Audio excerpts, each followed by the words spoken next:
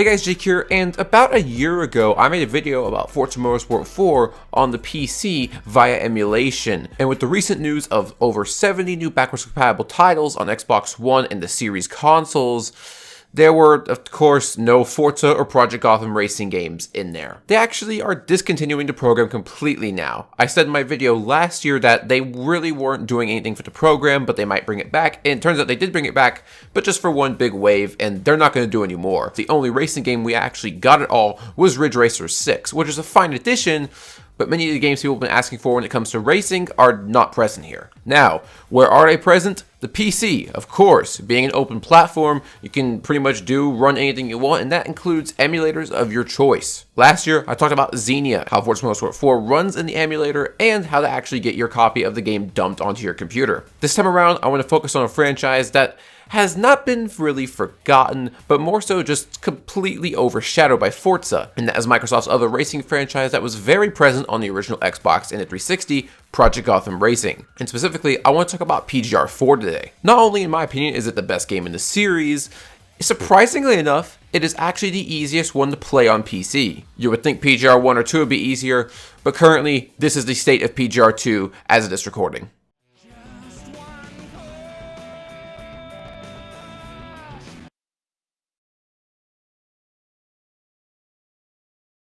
Yeah, not the greatest experience, but Xenia has come a surprisingly long way in the past year, not necessarily for Forza. Sadly, it's in a similar state, it's not really all that much better, but if you want to play PGR 4, you are in luck. Now, of course, this all starts with getting the game onto your PC. I know in my last video I did get some comments asking why I wasn't giving a link to download the ISO file for the game.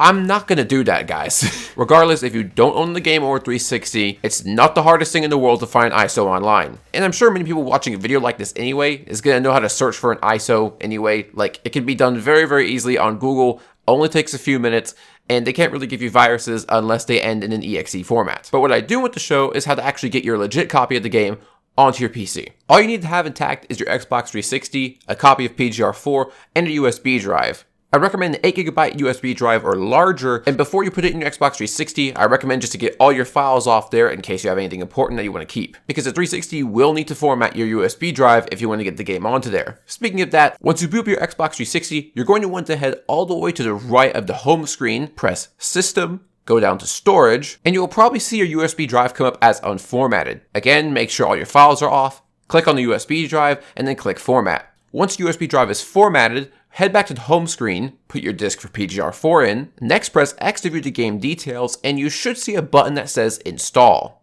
Make sure USB drive is still in the console and click Install. It should come up with a prompt that allows you to install the game to your hard drive or to your USB drive. And for this, we're going to want to pick the USB drive. After a few minutes, it'll be done and you should be safe to unplug the USB drive from your console.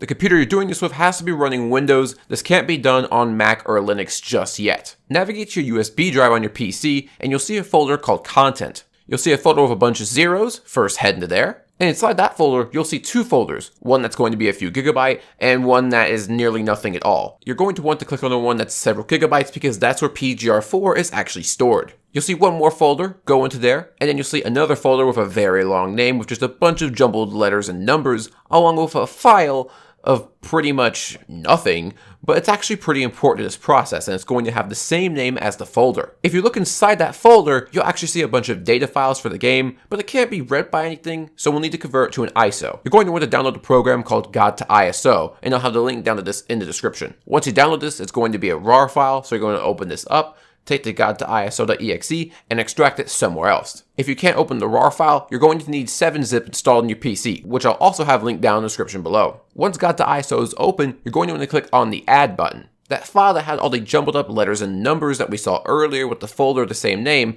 that file is the file that you're going to want to add. Next, you're going to set your output directory. This can be to anywhere you want. Personally, I just put it in my Xbox 360 emulation folder that's inside my games folder, but this can go anywhere you want to on any drive. Once you click the go button, your game will start converting to an ISO file, and once the progress bar is full, even though it's still green, that means it's done. Next, you're going to want to download the emulator Xenia itself. Now, you actually don't want to use the master build of Xenia that's available on the official website. You're actually going to want to use the Xenia Canary version, which is available on GitHub, and I'll have a link down in the description below. The standard version of Xenia right now does not work very well with PGR4 because the audio is completely broken, but the Canary version has that problem fixed. The download will be a zip file, but you can just extract the files anywhere you want and the program will work wherever. In Xenia, on the top left, click File, Open, and then find the ISO file that you created with God to ISO. Double click, just wait a second, and the game should just start running. Now if the game successfully runs for you, this tutorial is over, and now we can get to the fun stuff. Alright, so, elephant in the room. How does PGR4 run on Xenia on the PC? Well, last time I actually showed a bunch of Forza Motorsport 4 footage that was on the Xbox 360 first, and then showed the PC footage for a comparison. The twist here is that you've been watching emulated footage of PGR4 the entire time. This game is so far ahead of any of the Forza titles on this emulator that I would call it 90% playable. And this is coming from someone that's playing on a 5-year-old PC. And yes, this game is playing at 720p, but in many sections of the game, it's actually getting up to 40 to 50 frames per second. And while that may not sound super impressive compared to Forza's 60 FPS, this game was designed to run at 30. Yes, you can actually unlock the frame rate in Xenia and make this game run at 60 or more frames per second if you want. Once you run Xenia Canary for the first time, you'll see a folder for Xenia show up in your documents. And in there, you'll see a Xenia Canary TOML file. Personally, I use Notepad++ to open the file, and then once you're in the file, press Ctrl F and search for VSync. Click on Find Next, and you'll see a line indicating the state of VSync if it's enabled or not, and it should be true by default. But you can double click on this, type in false, and this will actually unlock the frame rate. Boot up Xenia again, and you should have at least a smooth 50 to 60 FPS in the menus. Even though the game can't keep a stable 60 FPS for me personally, it actually makes frame rate drops much better. You'll see on this track, once I get into the busier sections, when the frame rate is locked, it actually drops to under 20. Meanwhile, when the frame rate is unlocked, it'll drop to under 30, making frame rate drops, at least in my experience, much more tolerable. And I've also noticed that when you have the frame rate locked like the original game was, it's actually at 28 FPS, or at least it just reports as 28. It sure as heck doesn't feel very smooth. On a 360 it's fine, but the locked frame rate on Xenia isn't really the greatest. So if you're playing on Xenia, I just highly recommend unlocking the frame rate. It really helps the performance of the game. And if you're really trying to emulate Xbox 360, I reckon your PC is probably newer and better than mine anyway. But as you can tell by the footage, this looks dangerously close to the game actually running on an Xbox 360. I even tried to push the game as far as I could. So first thing I did was actually do a day race, and then I went to go do a night race with rain, thinking that would make the game run worse.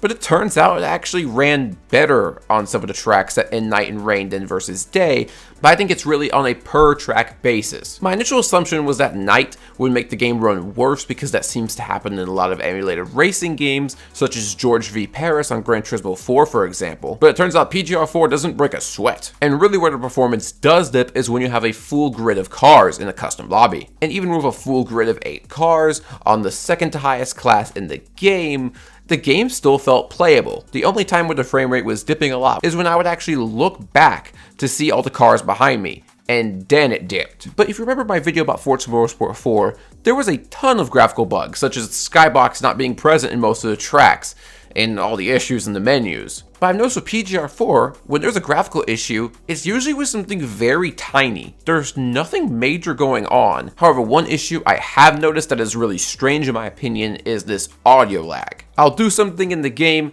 and then the audio sort of catches up about half a second to a second later.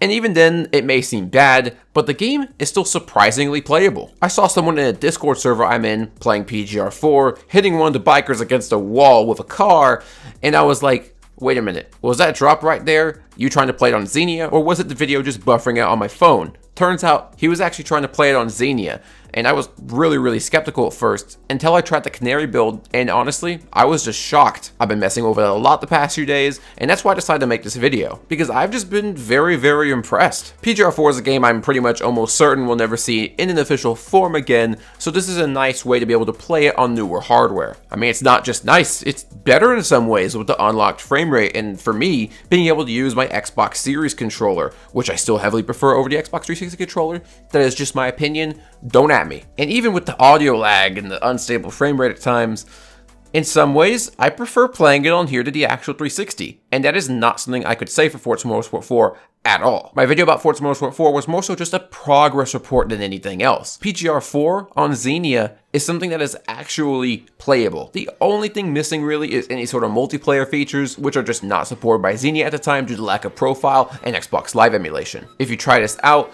let me know what your PC specs are and let me know how it went, because I'm really curious to see how this runs on some other hardware, because again, I've just been extremely impressed of how it runs on my 1070. I hope you guys could learn something new from this and hopefully enjoy PGR 4 on your PC now. Anyways, I hope you guys enjoyed the video and I'll see you guys later.